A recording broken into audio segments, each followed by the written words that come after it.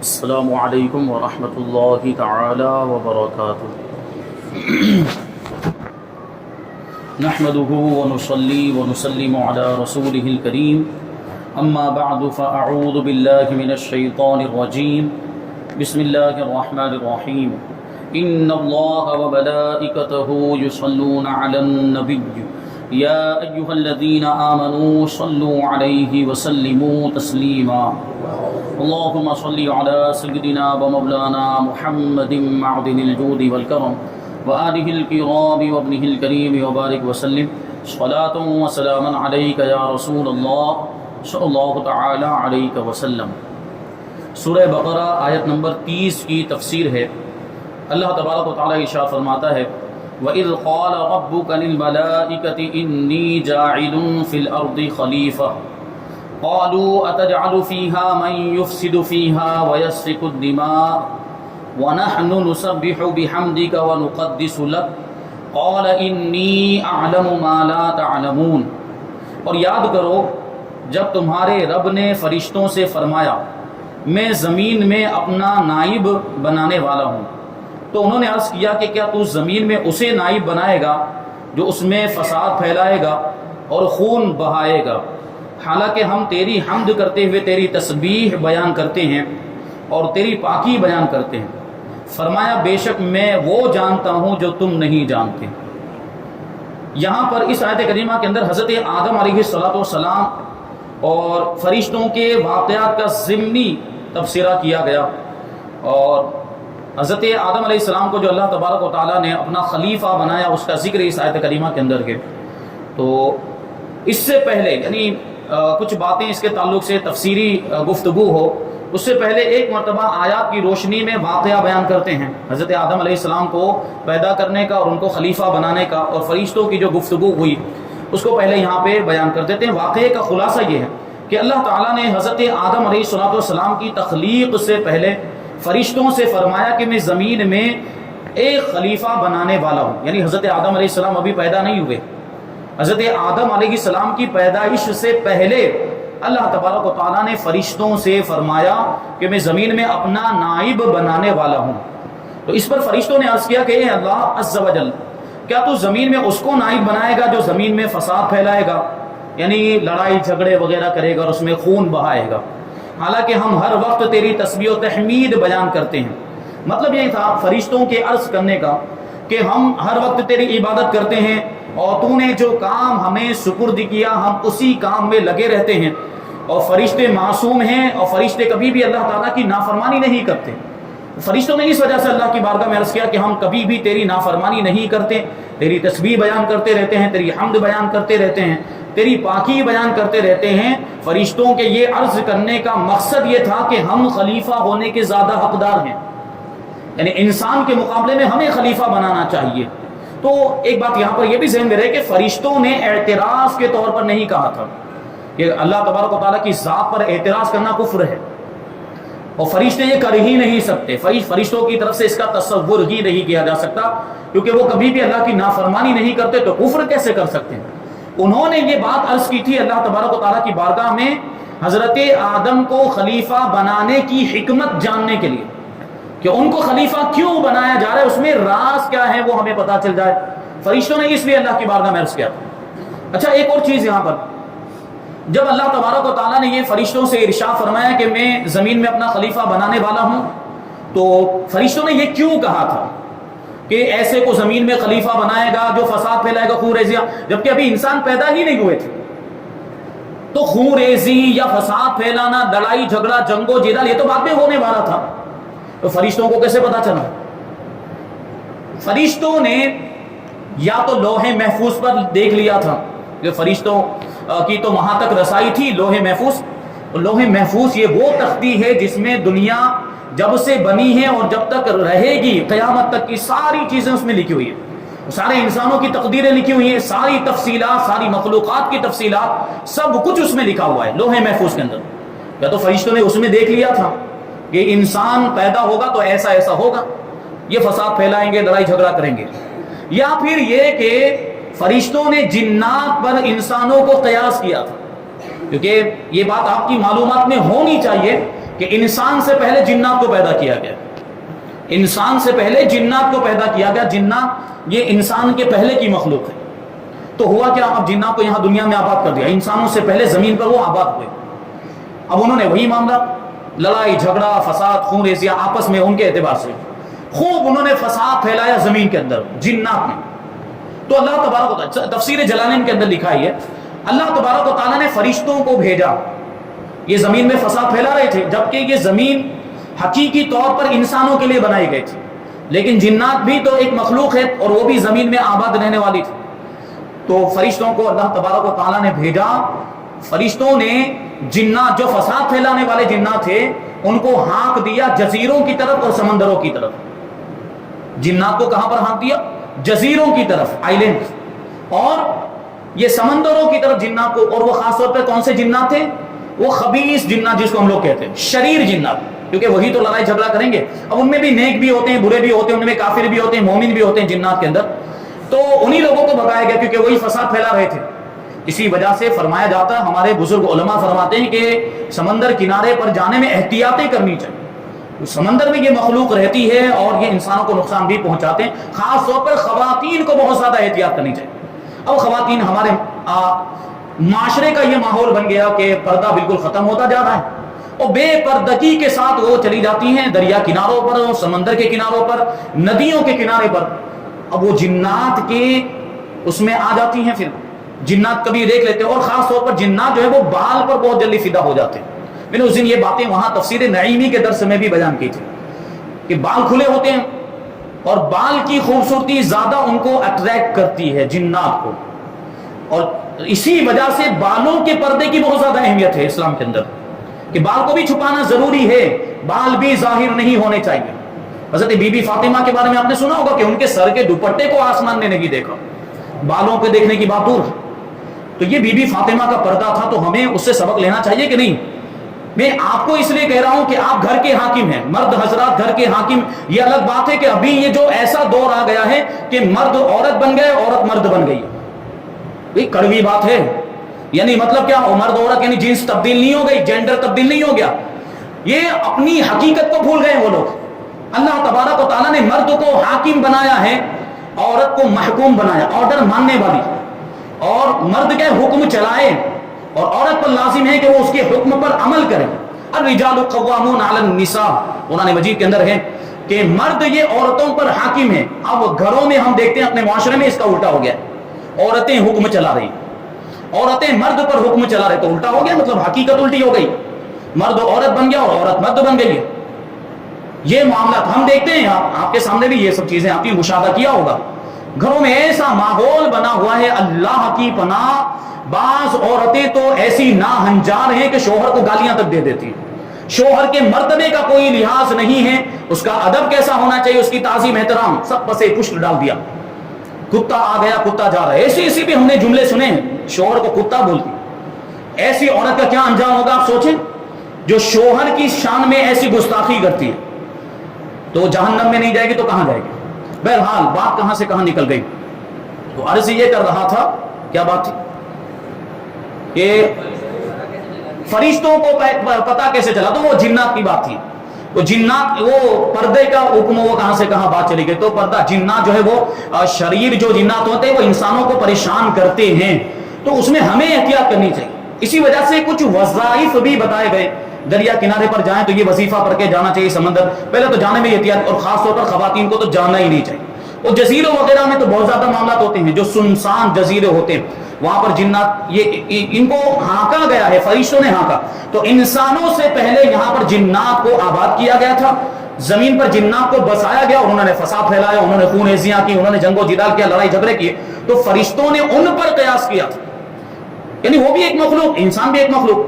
تو فرشتوں نے سوچا کہ جس طرح جنات نے فساد پھیلایا تھا، یہ انسان بھی پیدا ہونے کے بعد زمین پر جانے کے بعد فساد پھیلائے گا.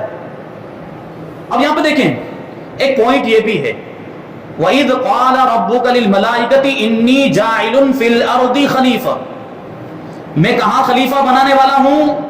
زمین میں خلیفہ بنانے والا ہوں. اور حضرت آدم علیہ السلام کو پیدا کرنے کے بعد کہاں رکھا تھا؟ جنت میں. تو جنت میں جب تک رہتے تو آپ کی خلافت ظاہر ہو پاتی؟ آپ کو جنت کا خلیفہ نہیں بنایا تھا، جنتیوں کا خلیفہ نہیں بنایا تھا، زمین میں خلیفہ بنایا تھا، تو زمین میں آنا ضروری تھا۔ تو وہ حکمتیں ہیں پروردگار کی۔ جو بھی واقعات ہوئے، حضرت آدم علیہ السلام نے وہ پھل کھایا، شجر ممنوعہ کے قریب جانے سے منع فرمایا گیا تھا، لیکن گئے شیطان کے بہکاوے میں آ کر خطائے اجتہادی ہوئی، وہ حضرت آدم علیہ السلام دنیا میں تشریف لائے۔ اب یہ حکمت دیکھیں اللہ تبارک و تعالیٰ کی، دنیا میں تشریف لائے تبھی تو انسانوں کا یہ سلسلہ جاری ہوا، انسان کی نسل آگے بڑھی، جنت میں رہتے تو یہ معاملات نہ ہوتے، یعنی یہ زمین آباد نہیں ہو پاتی، بستیاں، شہر اور یہ جو بھی گاؤں دیہات یہ آباد نہیں ہو پاتے۔ تو اس میں بھی ایک پوائنٹ کی بات ہے۔ بہرحال تو فرشتوں نے یہ جو عرض کیا تھا، اللہ کی ذات پر اعتراض کرنے کے لیے نہیں کہا تھا کہ تو ایسے کو خلیفہ بنا رہا ہے جو زمین میں خون ریزیاں کرے گا، فساد پھیلائے گا۔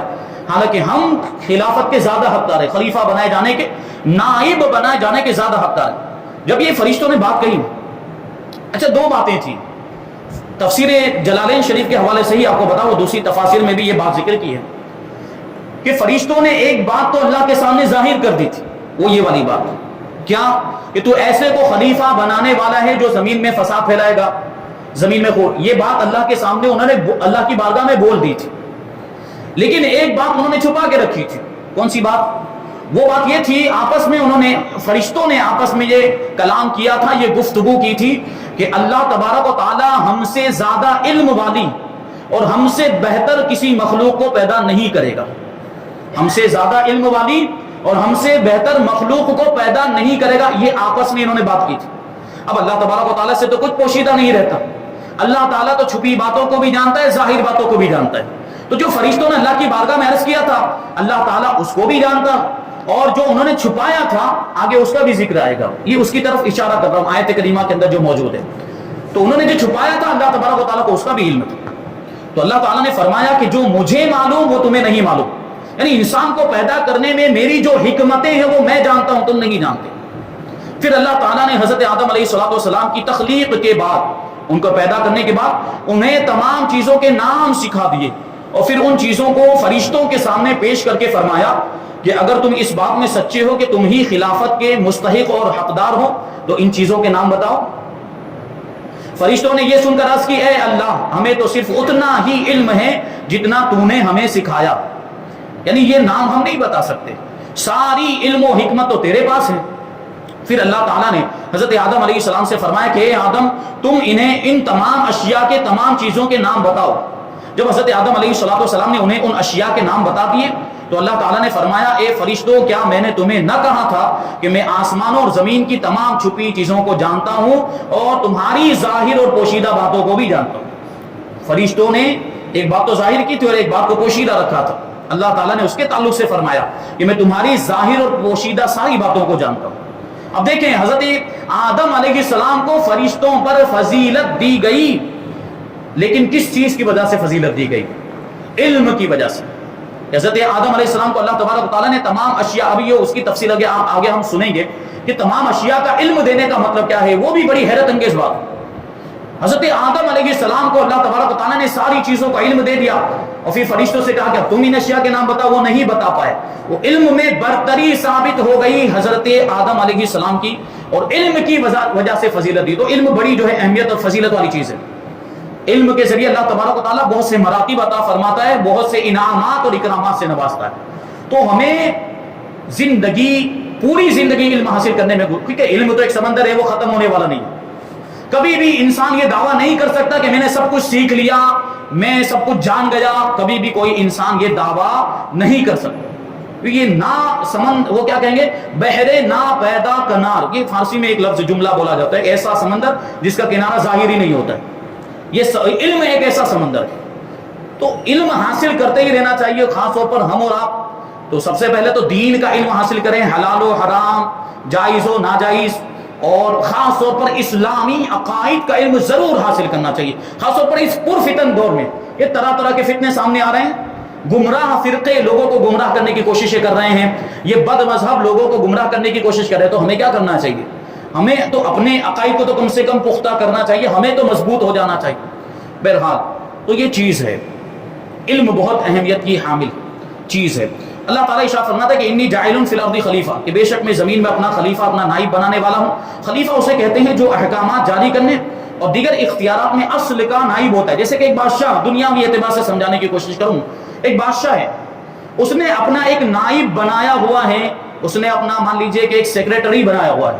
اب اگر بادشاہ کہیں جاتا ہے عارضی طور پر سفر میں گیا، اب یہاں ظاہر سی بات ہے اس کا مطلب یہ ہوتا ہے، نائب کا مطلب کہ بادشاہ کی غیر موجودگی میں ساری بادشاہت، سارے امور سلطنت، سارے انتظامی امور، کیا کرنا کیا نہیں کرنا ہے، اب وہ کون سنبھالے گا؟ وہ نائب سنبھالے گا جس کو بادشاہ نے اپنا نائب بنایا. لیکن ایک بات یہ ذہن میں رہے کہ بادشاہ کے ہوتے ہوئے نائب کا کوئی اختیار نہیں ہوتا. بادشاہ کے ہوتے ہوئے نائب کا کوئی، پھر بادشاہی کا حکم چلتا ہے. تو یہاں پر آپ کے ذہن میں ایک بات آ سکتی ہے کہ اللہ تبارک و تعالیٰ تو موجود ہے، تو اللہ تبارک و تعالیٰ کے موجود ہوتے ہوئے پھر خلیفہ کا اختیار کیسے چلے گا؟ تو اس کا سیدھا سادہ جواب یہ ہے کہ بادشاہ اپنے اس قانون کو بدلنا چاہے تو خود بدل سکتا ہے. وہ اپنی موجودگی میں اپنے نائب کو اختیار دینا چاہے تو دے سکتا ہے کہ نہیں دے سکتا. اور صرف نائب ہی کی کیا بات کرتے ہیں، بادشاہ اپنے دربار میں سے کسی کو بھی اختیار دے رہے، یہ کام کرو جا کر، اس کو کرنا پڑے گا کہ نہیں کرنا پڑے گا، یہ ذمہ داری نبھاؤ جا کر. تو اللہ تبارک و تعالیٰ تو احکم الحاکمین، وہ تو بادشاہوں کا بھی بادشاہ، یہ بادشاہوں کو بھی جو بادشاہت ملی اللہ ہی نے تو عطا فرمائی. تو یہاں حضرت آدم علیہ السلام کو جو اختیار ملا پروردگار کے دینے سے ملا، یہ بات ذہن میں رہے. اگرچہ تمام انبیاء کرام علیہ السلام اللہ کے خلیفہ ہیں، لیکن یہاں خلیفہ سے حضرت آدم علیہ السلام مراد ہے.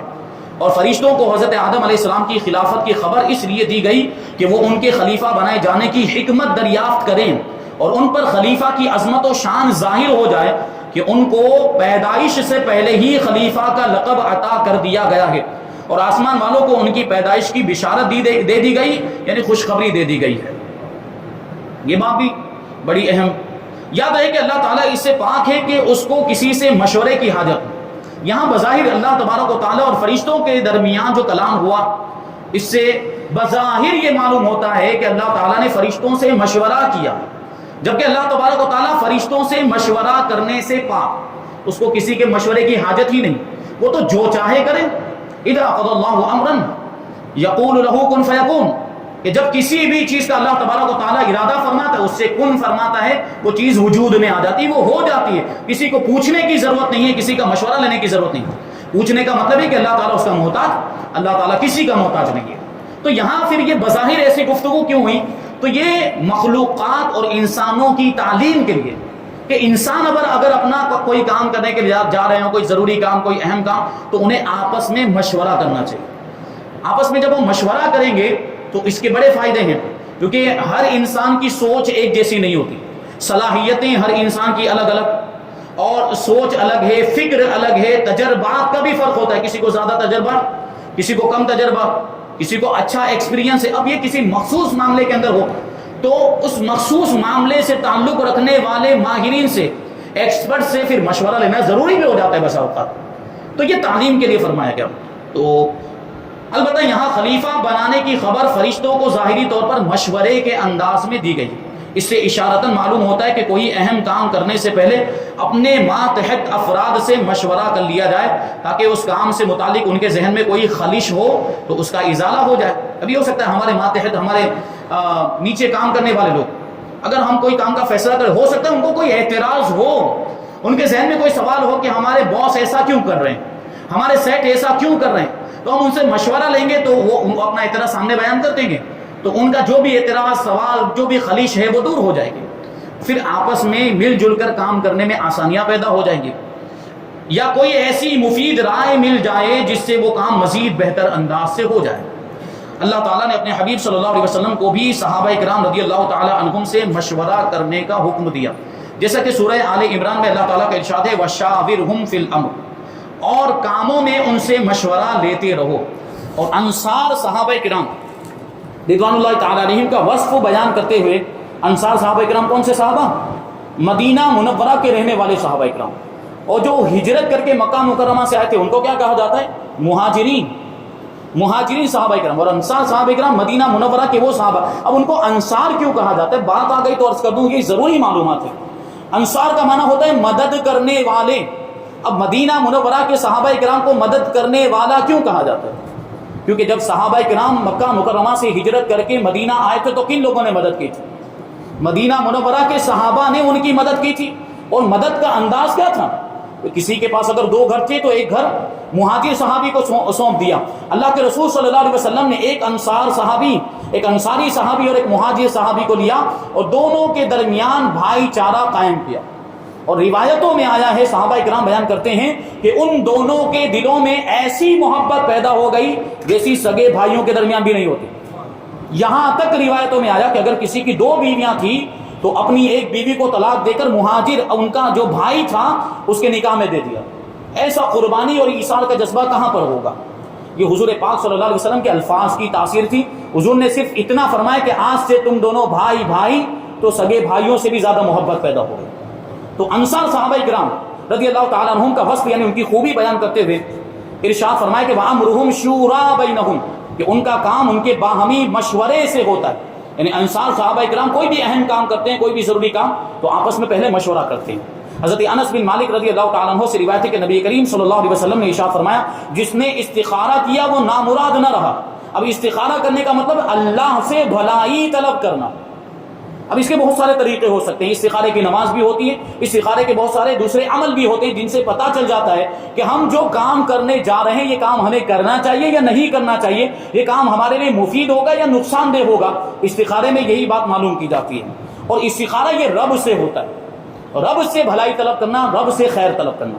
اور جس نے مشورہ کیا وہ نادم نہیں ہوگا، یعنی شرمندہ نہیں ہوگا. اور جس نے میانہ روی اختیار کی وہ کنگال نہیں ہوگا، یعنی مال خرچ کرنے میں درمیانی انداز اختیار کیا.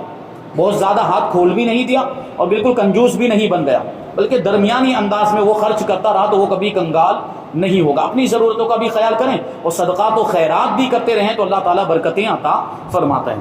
ابھی بہت ساری باتیں اس میں باقی ہے، خاص طور پر اس تعلق سے کہ اللہ تبارک و تعالیٰ، فرشتوں نے عرض کیا تھا اللہ تبارک و تعالیٰ کی بارگاہ میں کہ زمین میں تو ایسے کو نائب بنائے گا جو اس میں فساد پھیلائے گا.